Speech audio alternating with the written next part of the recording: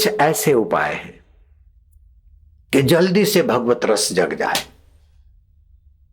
जैसे आपने मंत्र लिया, जपा, और फिर एक टक भगवान या गुरु के सामने आंख की पुतली न हिले, देखते रहे, मन एकाग्र होगा, आपका भगवत भाव का रस शुरू हो जाएगा। कम से कम 6 मिनट, ज्यादा जितना आप लौकिक कार्यों में भी सफल होने लगेंगे, आध्यात्मिक रस भी आने लग जाएगा। दूसरा उपाय, आप बैठे, दांत दांत से मिले नहीं, जीभ न ऊपर है न नीचे है, बीच में टिक गई, आपको भगवान का शांत रस मिलने लगेगा। आपकी मन का प्रभाव विकसित हो, ये भावना नहीं रखना बस मैं तो भगवान का, भगवान मेरे भगवान के लिए बैठ गए।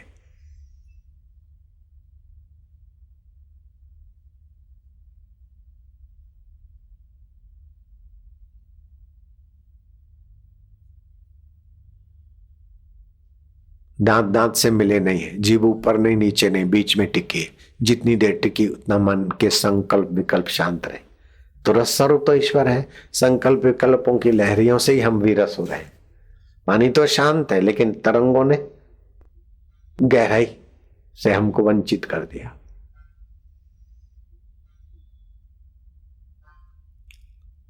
जीव को अग्रभाग तालू में लगाया और कुछ समय अभ्यास किया, सिद्धों के दर्शन होने लगेंगे।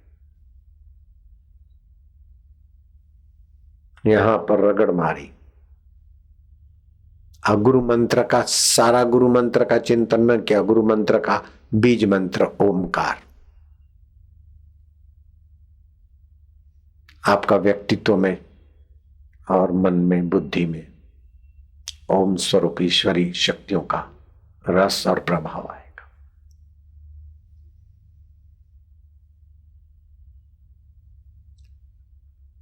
आपने प्लुत उच्चारण किया ओमकार का, तो हरि और आखिरी में ओम का म, बीच में संकल्प विकल्प नहीं रहेगा।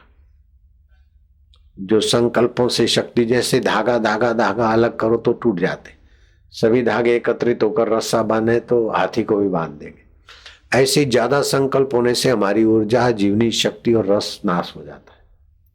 जितने संकल्प कम उतना रस, उतनी जीवनी शक्ति, उतनी ऊर्जा, उतना आध्यात्मिक बल बढ़ जाता है।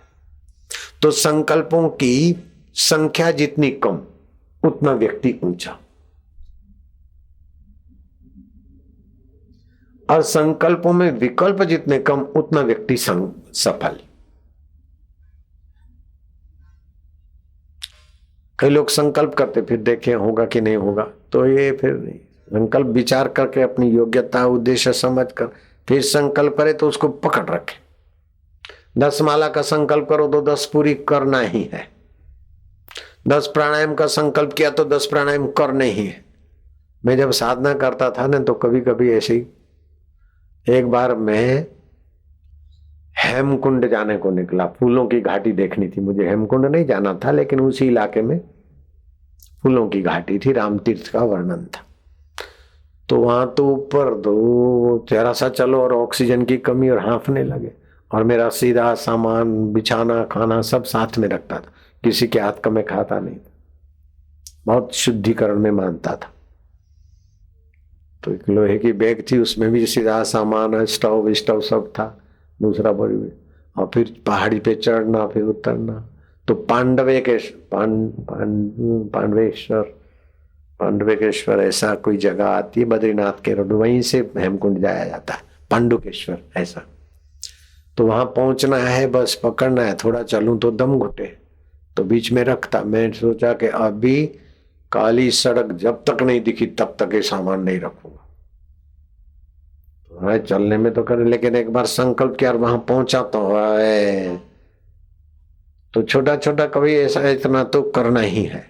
तो फिर मन समझ जाएगा कि ये तो पट्टा करवाएगा, तो मन पर लगाम लग जाएगी।